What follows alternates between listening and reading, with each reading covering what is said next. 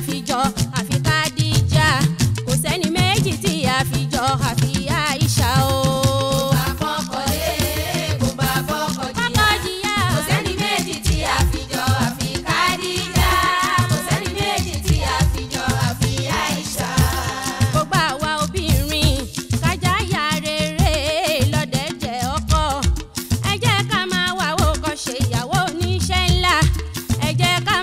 Khadija àti Àìṣà ya rere.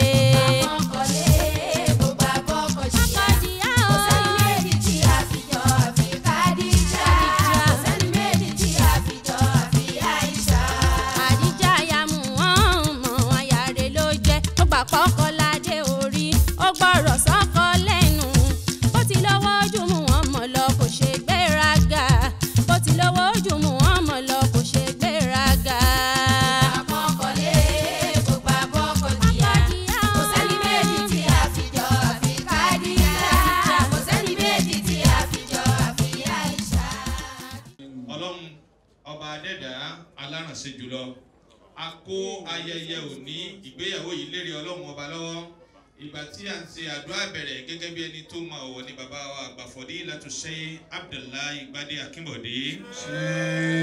Bàbá dúró fún àdúrà ìbẹ̀rẹ̀ kí bàbá wa kí wọ́n máa wọlé bọ̀ Ọlọ́run mọ́sá fàlùbáríkà sí ìgbéyàwó náà. Àmín. Allahu Rabbal anami barik lana fi sawaji وزدهما منك حسنا بالأمن والبركات الله رب الأنام ẹ jẹ́ kí gbogbo wa ká jókòó بارك لنا في a fi àdúrà bẹ̀rẹ̀ yìí pé ọkọ ìyàwó àti ìyàwó sórí ìjókòó àwọn bàbá wa fẹ́ blẹ́sì yín kí gbogbo ìjọ máa lọ pẹ̀lú òkú ọ̀nà láàrin 25 minutes ẹ̀ máa bẹ̀ ibi tí ọkọ ìyàwó bá wà ẹ lọ. Allahu Rabbal Anami barik lana bi zawaji ọkọ ìyàwó alẹ́ wàsálẹ̀ ẹ kí àwọn àfa àwọn bàbá tí a wá ń torí yín nù. ilé amúni wà lè barakati lidini aola wàhálà àlùbáríkà pọ̀ ń bẹ̀ ọkọ ìyàwó ẹ jókòó kò sásìkò pápá yàbálà àrí àkíyàwó yàn káàbọ̀. fàrẹ́ àókò fàrẹ́ sáyé Allahu Rabbal Anami barik lana bi zawaji wazidhuma minka husna bilawuni wa kíyàwó máa rọra ẹ lọ jókòó sórí àga yìí. ìtì àmọ́ àmì ní ọkọ̀ òde alẹ́ ìgbà yà sàṣàkáyé. nígbà tó kọ ìyàwó àti ìyàwó ti dé máa gbé máìkì fún MC wa kí ètò ló kó máa tẹ̀lé ra wọn.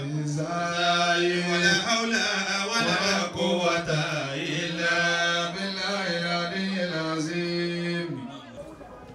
A'udhu billahi minash shaitanir rajim. Bismillahir rahmanir rahim. Ya ayyuhan nas taqu rabbakum alladhi khalaqakum min nafsin wahidah wa khalaqa minha zawjaha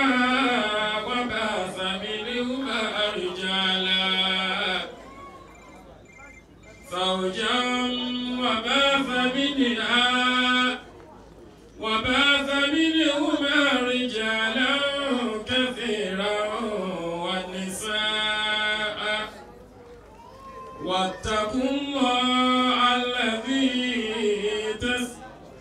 الذي تساءلون به والأرحام إن الله كان عليكم رقيبا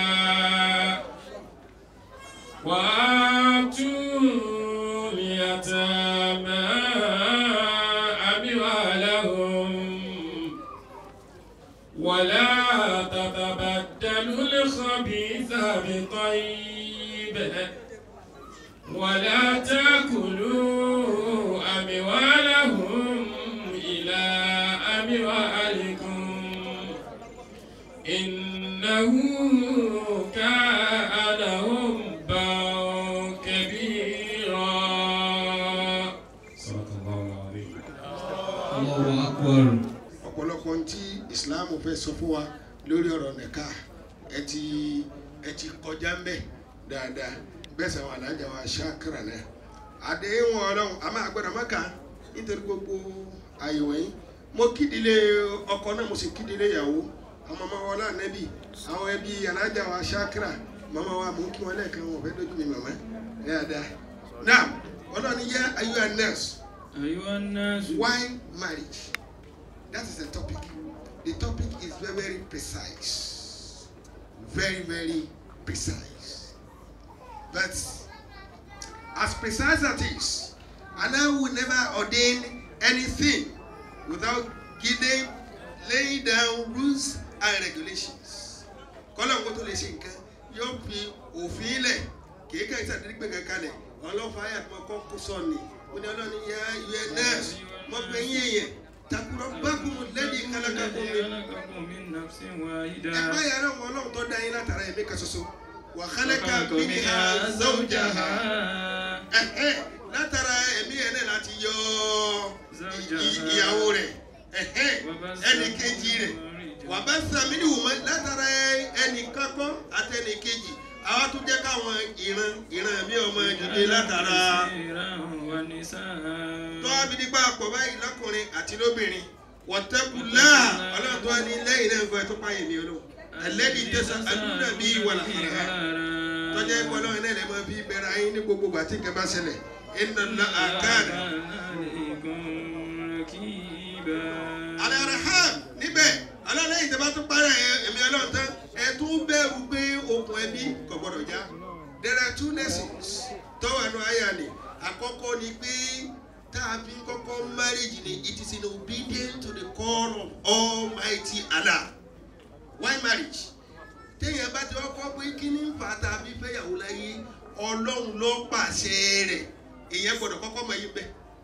So tó bá yẹ pàṣẹ ọlọ́run àtàṣe ànábì la bá tẹ̀lé ìzàn àníkàwọ́ ọmọ já sí ìbáàdà yóò máa já sí pé ìbáàdà tẹ́ ẹ̀ bá téèyàn bá ti wá ṣe pẹ̀lú àníyàn pé ọlọ́run ló ní á ṣe nìkáwé ọmọ já sí ìsirọ́f ọkàn jẹ́ gbọ́ já sí wastage lásán kò ní láǹfààní kankan àmọ́ bí wọ́n bá ṣe pẹ̀lú pé ẹ̀mí ìbáàdà pé ọlọ́run ló pa á láṣẹ pé tó ní ká máa ṣe gbogbo tẹ́ bá ń ṣe nínú ẹ̀ yóò máa já sí rárá ẹ̀ máa ní rìwọ́dù wájú ọlọ́run àkọ́kọ́ nù nínú àyà ni so ẹ kọ́kọ́ fẹ́ fi ìfáyà ọlọ́run ìbẹ̀rù ọlọ́run oníkàbí ṣe foundation rẹ̀ gẹ́gẹ́ bí ẹ ti ṣe fi ń bá bọ̀. alákejì tọ́lú lẹ́sìn tó jẹ́ mọ́ àyà yẹn náà ẹ fẹ́ bínú ìṣẹ́jú márùn-ún náà ni. ẹ̀kejì nínú ẹ̀ ó ní pé why marriage adé èèyàn kan yẹn àwa fẹ́ kọjá sí pé ibẹ̀ náà ni iṣẹ́ ọwọ́ wa ó pín sí. wà bá sàmì ní hùmẹ́ ìjẹ́lá kẹfìrà wà ní sà àfẹ́ kí ìjọba ènìyàn ó pín. Islam celibacy is not allowed in Islam. Wọ́n fẹ́ di padà kò sínú Islam tí ìyá rẹ̀ àti bàbá rẹ̀ bá ṣe padà wò ní wáyé.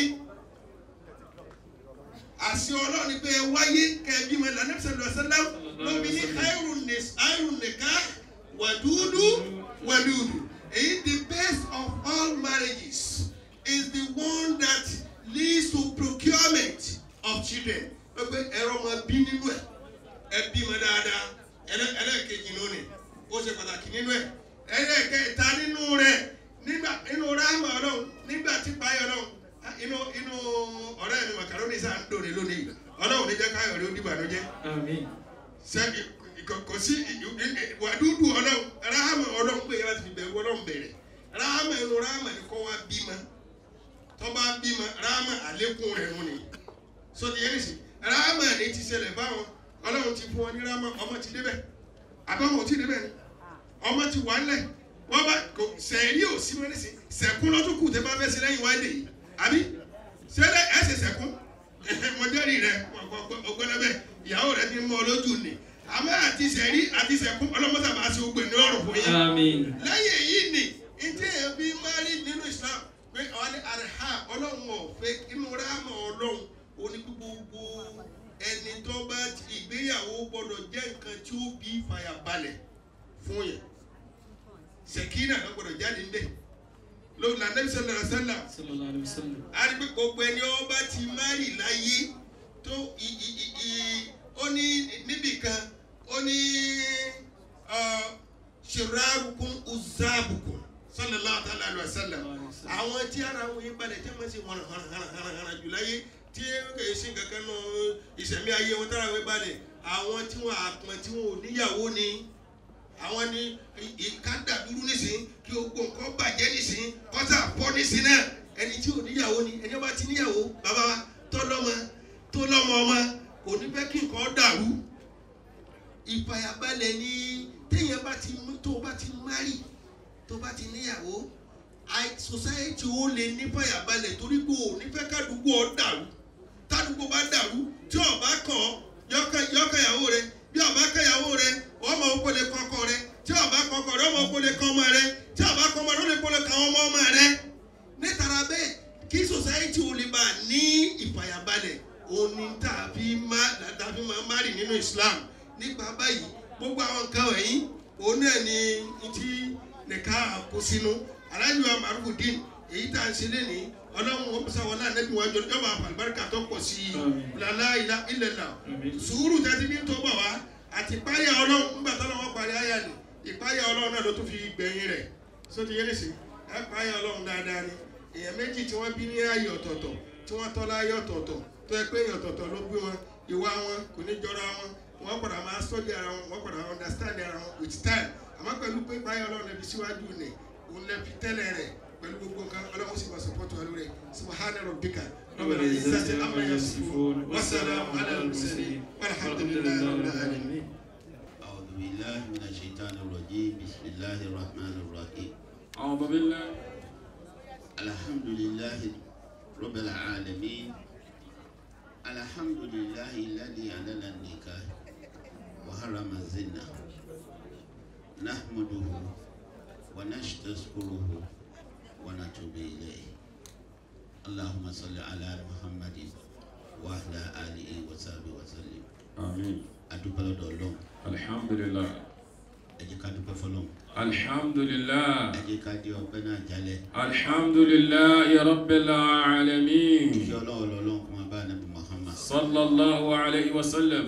a fi anabi ẹrú Ọlọ́run téèyàn ti síwájú ìjókòó tí ìjókòó fi ní àlùbáríkà a fi kí àwọn ẹbí tọkọtaya látọ̀dọ̀ àwọn tí wọ́n bí ọmọ gangan tí a sì ń wò wọ́n ní ìjókòó báyìí ní ìdílé méjèèjì àwa fi tiwọn kí àwa tí àwa bá wọn ṣe àwa aládùn alájọyọ̀ àfi kí o gbà pé asalaamu alaykum wa rahmatulahi wa barakatuhu. wa alaykum salaam wa rahmatulahi wa barakatuhu. أعوذ بالله من الشيطان الرجيم بسم الله الرحمن الرحيم آمين. فقد اجتمعنا اليوم على صفاف بين محروف الدين وشاكرة على دين الله وسنة رسول الله صلى الله عليه وسلم ìkójọpọ̀ wa lónìí àkójọpọ̀ láì nídìí ìjókòó tó nídìí ni tó sì kó gbogbo ẹ̀rí téèyàn fi jókòó báyìí tó kó lọ́wọ́ tó nítumọ̀ tó bá wá jẹ́ bẹ́ẹ̀ Olúwa ij'al baynahum mawaddatan wa rahmatan. ọlọ́run o àárín àwọn ọkọ àtìyàwó gbogbo tí ń jẹ́ àánú ìkẹ́ rẹ ọlọ́mọṣà fìsàní wọn àtàwọn ọmọ àlùbáríkà. wa tawwil humrahum. àwọn méjèèjì jẹ́ lóra pẹ́pẹ́pẹ́ pẹ̀lú bisalamati ẹ̀mí wal afiya. pẹ̀lú àlàáfíà àti fàyàbalẹ̀. تبارك ربنا وتعالى ìwọ ọba tó tóbi là ń pè àlẹ́ lómi ìta lè pè mọ́ bí bá ṣe يا ọba tó ذا tóbi. الجلال والإكرام máa ń dà lọ ọba tí ó tó tóbi ju gbogbo tó tóbi jù lọ. برحمتك يا أرحم àánú الراحمين rẹ̀ àti kẹ́ ẹ̀ la fi bẹ̀lẹ̀ fún wọn lẹ́nu. وبالصلاة على عبدك ورسولك wọ́n láì kẹ́ àti ìgẹ̀ tí wọ́n kan ṣe tí gbogbo ayé náà ṣe fún ọ̀gá wa nẹ́bùwà Muhammad. وعلى آله وصحبه kẹ́lẹ́ kó mọ́tò lórí ànábì nìkan àwọn aráalé rẹ̀ àwọn sàhábà rẹ̀ ọlọ́run bá wa kẹ́ wọn. بسم الله الرحمن الرحيم اللهم صل على سيدنا محمد وعلى آل سيدنا محمد صلاة تنجينا بها من جميع الأهوال والآفات وتقضي لنا بها جميع الحاجات وتطهرنا بها من جميع السيئات وترفعنا بها عندك على درجات وتبلغنا بها أقصى الغايات من جميع الخيرات في الآيات وبعد الممات برحمتك يا أرحم الراحمين. الفاتحة. بسم الله الرحمن الرحيم الحمد لله رب العالمين الرحمن الرحيم مالك يوم الدين إياك نعبد وإياك نستعين اهدنا الصراط المستقيم صراط الذين أنعمت عليهم غير المغضوب عليهم ولا الضالين آمين. تبارك ẹlẹ́ẹ̀kejì àwọn bàbá wa ìmáàmù láti ìlú Péjú àwọn ni wọ́n ó fi sí torí iṣẹ́ àdúrà wọn àlùbáríkà ńlá ni láti ìdílé ìyàwó ṣùgbọ́n ẹ̀jẹ̀ kan tá a jẹ́ ẹni microphone fi kọ́kọ́ dé ọwọ́ tèmi orí àlùbáríkà tí wọ́n wá ṣe gẹ́gẹ́ bí direction tá a fẹ́ rìn iná rí i pé ọkọ àtìyàwó ẹ ti gbọ́ why marriage nǹkan ọkàn tó kù òun náà ni wípé wọ́n ní tọmọ bá rántí aṣọ bàbá rẹ̀ àti ìyá rẹ̀ wọn ò ní ṣiṣẹ́ o tọkọtaya yín ilé rẹ̀ lẹ ti jáde òbí rẹ̀ ló bí yé. It is not speaking out of money this time around. Discipline, good behavior, good character ló kó àwọn èèyàn ló kó wọn jọ síbí. Àwa tí ó yẹ ká wà ní ìjókòó ìtọ́ yẹ ká ti travel out wà. But because of the family both of you have come from, we decided to shift the program till another day. That is good behavior. Àwọn òbí wọ́n bí yín rẹ̀ o. Ẹ máa rántí ibi tẹ́ ti wá. Kẹ́ ẹ má ṣiṣẹ́, Ọlọ́run ní jẹ́ kẹ́ ẹ ṣiṣẹ́ o. Àmín. Ìyá àti bàbá gbogbo kíni tí ẹ bá dà láyé ẹ máa gbà wípé ó kùn kí gùngùngùn ó máa níbi tó ó ti máa wá. níbi tá a ti fà wá o. Ọlọ́run ọba kò ní tójú àdúrà ti yan. Àmín.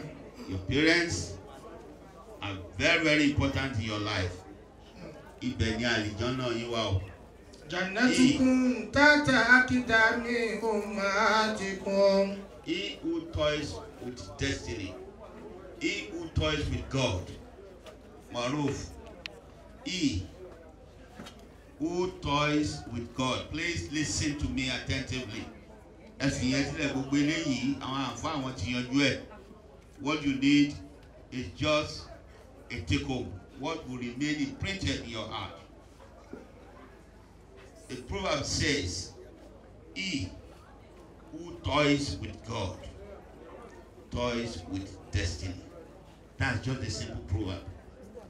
He who toys with God toys with destiny. And the first incidence of toying with God is when you toy with your parents. They are your source of blessing today. Àtọkọ àtìyàwó. Kì í ṣe gbogbo èèyàn ní irú nǹkan báyìí tọ́ sí láyé. Torí kò rẹ́ ni bí, kò rẹ́ ni tọ́, kò rẹ́ ni wò. Ó dẹ̀ wù. But because he or she was not a recipient of that blessing, he could not achieve it. both of you have achieved it today in your life. Don't abuse it. And the only way you cannot abuse it is don't forget your parents. We have just starting this with you. And just an hour or two. The rest is with you. But what Allah will first of all ask you is how you have cared for your parents. Ibi tó rí rẹ̀ ti wá nìyẹn o. Kì í ṣe gbogbo òbí ní òṣèré ilé ìfọmọláyé. Kì í ṣe gbogbo òbí ńlá kọ́ pé kó rí ṣe. Ọlọ́run tó kọ tiẹ̀ bẹ́ẹ̀ pé ká rí ṣe àti wọ àtìyàwó ẹ̀. Ọlọ́run ní jẹ́ kẹ́ ṣiṣẹ́ o. Àmín. Bàbá wa láti ìlú Péjú ẹ bá wa ṣe àdúrà àlùbáríkà kejì. Ọlọ́run kó máa bá wa direct wọn, kó máa bá a ṣe amọ̀nà wọn, kí wọ́n má ṣiṣẹ́ kí a tó gba owó àlùbáríkà rábàlì. Bismillah. Alhamdulillah wa salamun ala ibadihi alladhina istafa Allah khayrun amma yushrikun. Wa salatu wa salam ala sayyidina Adam سيدنا محمد صلى الله عليه وسلم وعلى آله وصحبه ومن تبعه بإحسان إلى يوم الدين. أولا مكي بابا بني كالي فضيلة الشيخ المرحوم عبد الله بادي أكيمبودي أدام الله وحياته. Mo mọ̀ pé gbádé yẹn kẹ́lẹ́ mọ́ pé ọmọ bàbá ló jókòó ti bàbá. Gbogbo ẹbí Fádípẹ̀ mo fi wọ́n kí gbogbo ẹbí Ojúbánirẹ́ lápapọ̀. Assalamu alaikum wa rahmatullahi wa barakatuh. Wa alaikum assalam wa rahmatullahi wa barakatuh. Bẹ́ẹ̀ náà ni mo kí bàbá wa àgbà, bàbá ọkọ tèní. Mo kí ìyá wa àgbà, ìyá ọkọ tèní. Ìyá fáwa Al-Ma'rufuddin Ọlọ́run ní jẹ́ ó bàjẹ́ o. Àmín. Oúnjẹ ọmọ ilẹ̀ ń jẹ báyìí Ọlọ́run jẹ́ pẹ́. Àmín. La ilaha illallah. Mo wá kí gbogbo ohun tí ń jẹ́ ulama láti ìlú Péjú. Mo kí gbogbo ulama láti Jamali Jama'atu Alullah. Àbí bẹ́ẹ̀ kọ́ mo wà nulẹ̀ alhamdulillah. Kí gbogbo àjọ wí bákan náà ọ̀rọ̀ òjíṣẹ́ láàrin bí wa Muhammad bí Allahumma barik lahumma wa barik alayhima wa jama'a baynakuma mawadda wa rahma. Allahumma barik lahumma wa barik alayhima wa jama'a baynakuma mawadda wa rahma. Allahumma barik lahumma wa barik alayhima وجمع بينكما مواد ورحمة. فاتحة البركة. بسم الله الرحمن الرحيم. فاتحة البركة.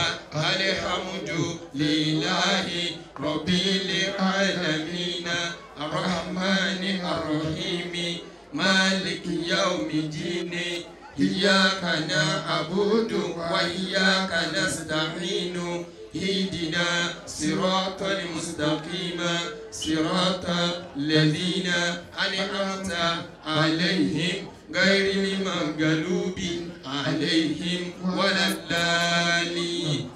سبحان ربك رب العزة عما يصفون والسلام على المرسلين والحمد لله رب العالمين. Ọkọ ìyàwó ẹ̀dìdì fọlọ́ lẹ́kan náà. Ìyàwó ẹ̀yin náà ẹ̀dìdì. Èyí tí a fẹ́ ṣe nísìnyí ẹni tí ó rán iṣẹ́ là máa ń sábà abẹ́rù. Wọ́n ní kí a gba owó àlùbáríkà ní àti ọ̀dọ̀ Aliwa Ma'rufuddin tí ẹ bá ti gbé 500,000 lẹ̀ nísìn káfà fákàrà ó ti tó kí gbogbo àwọn afá náà máa lọ. Àbí Allahu Akbar. So láti ọ̀dọ̀ tí yín báyìí nísìn owó àlùbáríkà ẹ̀sìn bá gbé tóbi fún ọlọ́run lẹ́ẹ̀kan náà. Yàwá ní bá ní gbà lọ́wọ́ ọkọ kí n má gbà lọ́wọ́ ìyàwó àmọ́ ìyá wa ti fún mi ní Bara'atul Istila ọ̀rọ̀ yín ọlọ́run ò ní jí ó dàrú. Ọlọ́run níbi àdúgbò wa Muhammad. Wọ́n ní kí n gba owó gidi. Wọ́n ní tọkọ yín ṣe bùn iná kẹ́yìn náà bù. Náà láti jọ́ tí wọ́n ti lọ wọ́n ní ẹ̀ tí ì rí bàbá. Ẹsẹ̀ bàbá sì ní ẹgbàá lọ. Wọ́n ní kẹ́ bù. Ìyá wa sọ wípé bí àwọn bá bù tó bá bù díẹ̀ kọ́kọ́ fi kún fún. Ọya ẹ pa yìí. Ẹyà Kabirullah. Allahu akbar. Adúgbò lọ́dọ̀ Ọlọ́run. Alhamdulillah. Ẹ jẹ́ kí n bọ́ sí ọ̀dọ̀ àwọn ìyá wa Ọlá Muhammad.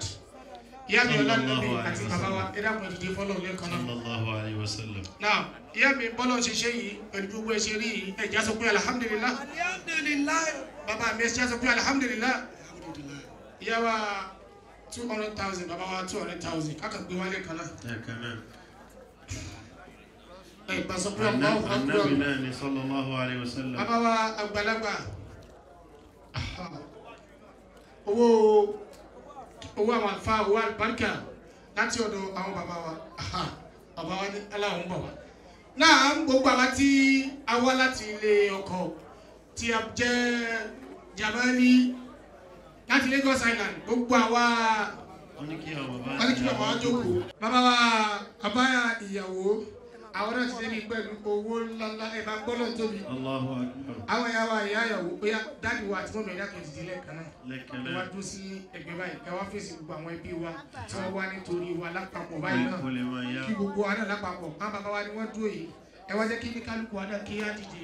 Àwọn bàbá wa ní apá àlàáfíà wọn lo ọ̀pọ̀ owó àdúrà owó kútùbà 5,000 naira ilal hamam insha Allah.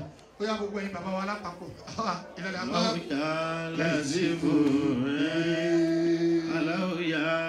Gbogbo àwọn ẹbí ẹjẹ́ àjẹlẹ̀ kan náà tó lọ́lọ́run. Àwọn ìyá wa ìyá ìyàwó bàbá ìyàwó ni wọ́n ti dúró wájú wa yìí. Ọkọ ìyàwó lé ẹ lọ́wọ́.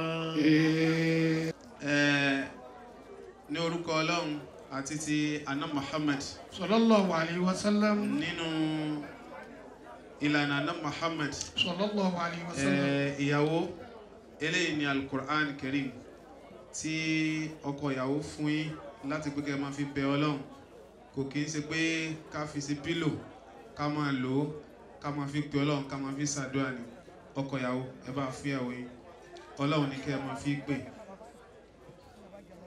Mashallah. Ẹgbẹ́ lọ́n tóbi eléyìí ni ìbòrí kò kí ń ṣe ìborùn àáfi borí lọ sásàlátù ká fi pọ̀ Ọlọ́run ká fi kírun ká fi yànnà Muhammad. Sallallahu alayhi wa sallam. Ọlọ́run ṣe rọrùn ọkọ ìyàwó ẹ fún ìyàwó yín ẹgbẹ́ lọ́n tóbi. Allahu akbar. Eléyìí ni tẹ̀sùbá eléyìí àáfi pọ̀ Ọlọ́run ni àáfi ṣàdúrà ni tọ́rọ̀ bá le tó bá dojúrú Ọlọ́run là á fi pè tó bá tún dùn àá tún fi dúpẹ́ fọ́lọ́run ọkọ ìyàwó ẹ fún ìyàwó yín. Mahada tọ́ eléyìí ni kídírù àgé ìkírun àníkà máa fi wọ́n mú mi gbóná o eléyìí ò sí fún tíì kẹ́ fi ṣe kí ni o kẹ́ fi ṣàlùwàlá kẹ́ fi pe Ọlọ́run ọkọ ìyàwó ẹ fún ìyàwó yín. Eléyìí ni mùsọ́lá ìtẹ́ ìkírun ni ẹ tẹ̀ sínú yàrá tí Káàbà bẹ́ẹ̀ ẹ fi pe Ọlọ́run yín gbogbo ń tẹ́ ẹ bá fi pe Ọlọ́run máa jẹ yín wàlá haúlà wàlá quwwata illa billahi ẹgbẹ́ fún ìyàwó yín. Sẹ́lì jẹ́ ni ta ló fẹ́ fún? Ṣé ìyàwó rẹ̀ náà ló fẹ́ fún? Olóòwò akọ́kọ́ fún ọ ní àgbẹ̀ lọ́kọ́. Ta ló kọ́ tó ṣe àwọn ẹ̀mí èjì? Gbàgbé yẹn wọ́n lọ́kọ́ tó ṣe ẹ̀. Ó yá ọba fún ìyàwó rẹ̀ ní síkì. Mú tí ìyàwó rẹ̀ ọbẹ̀ fún ìyàwó rẹ̀ ní kíkọ́. Ọya mú jẹ ọbẹ̀ fún ìyàwó rẹ̀ ní òkàlẹ̀. Ó lè ìyàwó rẹ̀ ṣàyà. Wọ́n lè mú tí. Lóò wọ́n lè mú tí ìgbàṣẹ́. Àtẹ̀gbẹ́ wọ́n lè mú tí lé ní sísí ọbẹ̀ fún nìkan. Sísí ni. Ọya èyí ni òkúsù rẹ̀ kó o sì máa ń bẹ́ báyìí. Fún bó ṣe bẹ́ yẹn $100. Ó kéré wọ́n jẹ́rìí rẹ̀ ọ̀sán. Ọya wọ́n yóò tẹ̀ náà yìí dáadáa. Ìsì dáhùn ní sùúrù ẹjọ́ ti wọlé púpọ̀. Tọ́ba ti gbọ́ Allahu Akbar onígbòdó kì wọlé o. Tọ́ba ti gbọ́ Allahu Akbar wọ́n ti kì wọlé o. $100 mi ni yóò di 200 o. Subhanallahi walhamdulillahi wala ilaha illallah.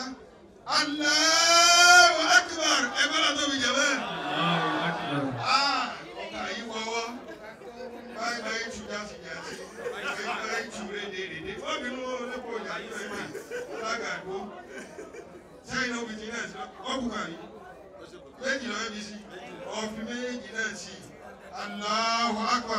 tóbi yẹn wá barakallahu fi ọ̀yá mọ́mí mú títí jẹ́ kọ́ abẹ́rẹ́ ní kókó ẹ̀ ló kàn ọ̀ka àfẹ́ ni ẹ fún ẹnu Islam mọ́mí mú tì ẹ̀yin náà ọ̀yá ẹ̀yin náà ọ̀yá ọwọ́ òun náà bí sí ọwọ́ tó bá wù yín ni ẹni kọ́ nà síta bọ̀ yín ìka tó bá wù yín ni gbogbo ẹ̀yin lẹ́ni ẹ bá jí kí ẹ̀yin náà jí kí sí láti jẹ fáìnì láti bí sí ẹ bí sí. Ọjọ́ wọn kọ̀ mí tàwọn náà $100 ní. Ọ̀yà. Subhanallah walhamdulillah wala ilaha illallah Allahu akbar. Ẹgbẹ́ náà tóbi jẹ̀ wẹ́rẹ́. Ọlọ́run òkà yìí náà ọlọ́run àfọlá àlùbáríkà wà gbẹ́lẹ́ àtàwọn kàdà àbí bẹ́ẹ̀ lọ́wọ́ wọ́n sábà ṣe àbáríkà sí ọlá àdẹ́bì lọ́dọ̀ ọlọ́run mú wá mọ̀ sí lásán. Mo owó gbogbo báyìí ló ti jẹ fún àwọn àbá mi kàn gbowó kiri fún àwọn àbá ní owó òrùka. Fún àwọn àbá Amẹ́ríkà náà ní sẹ́bí ẹsẹ̀ wọn gẹ́gẹ́ aláàbí. Wàá mọ̀ ọkọ̀ wa ṣe pé anybody ló lè máa dọ́jú fún olè dọ́jú fún mi. Ṣé ẹgbà bẹ́ẹ̀? Ẹ̀bá ni ọ̀yà òkà ẹgbẹ́ ṣe sọ wọ́n yẹn gan fáìlì ni ẹ fún àbá lówó rẹ̀. Wọ́n ti yà wọ́n lẹ̀ sí báyìí. Ẹ̀rọ fún wọn lówó ẹ̀ fún wọn lówó ẹ̀. Mọ́mí mú ti rìn. Bàbá sí mi máa ń dúpẹ́ jù náà ní ọwọ́ rẹ̀ ní wọ́n dé yìí. Ọ̀yà owó bàbá àmúra àtàǹgbọ̀ gbogbo síbi máa mú ìlú Èkó làwọn bàbá sí mi máa dúpẹ́ jù náà wọlé. Ọ̀yà èèyàn 1000 èèyàn 50 kó fún ọ ní 1000 owó síbi máa gbogbo ìlú Èkó ni. Àwọn onírọ́bà náà tó macaroni tó bá sì san owó 50,000 yẹn fẹ́ nígbà lọ́wọ́ ẹnì kankan mọ́. Ọ̀yà èèyàn 50 èmi àti ẹ̀fà kẹ́nẹ̀ ni wá ibìkan náà là ń pawó sí báwo rí ọba ti lọ wá bá mi akẹ́ bàbá imam kan máa wọlé ọ̀yá owó bàbá síbi máa mú ìlú Èkó akẹ́ bàbá síbi máa mú olúgbòjú kan máa wọlé àwọn bàbá mufti grand mufti owó bàbá imam Èkó ni wọ́n ṣàyí ó di 4 àwọn bàbá imam Èkó 1000 owó bàbá imam Èkó ó yẹ dìde oyè wákà 50,000 la fẹ́ gbà fún bàbá ìmáàmù Èkó owó tó lóko. ورزقنا كلمة لا إله إلا الله محمد رسول الله صلى الله عليه وسلم سبحان ربك رب العزة عما يصفون والسلام على المرسلين والحمد لله رب العالمين صلوا على النبي الكريم. Next is cutting of the wedding cake. Mama bẹ̀rẹ̀ látòrí 50. Ó lè jọ́ ọmọ 50 lóhùn yìí bí fúnra yín sí. Ó yá, mi tí lọ́wọ́ yín lórí kéèkì. 50, 45, 40 children, 30 children, 25, 20 children, 15, 10 children, 5, 7. Ẹ bá fún ọ látẹ̀wọ́ kórìlẹ̀.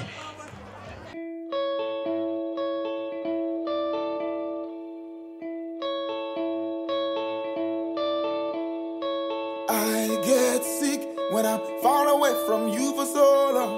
I lose sleep when I can't get you on the phone. And it's killing me, baby. Oh, I'm missing you, baby. Please don't stay away. I need you every day. What we share, it is so right, it can be bought. Come home, please, baby. Let's kiss and talk all night. Cause I'm missing you, baby. And it's killing me, baby. Please don't stay away. I need you every day. Baby, oh baby, you're like medicine to me. You give me everything I need. Baby, oh baby, you're like medicine to me. You give me everything I need. My heart beats every time we fight and you wear a frown. And I smile every single time that you come around. Can't do without you. I built my whole world around you. Please don't go away. I need you every day. Oh, your words, they have a way to steal my heart. And your smile is the medicine that cures my doubt.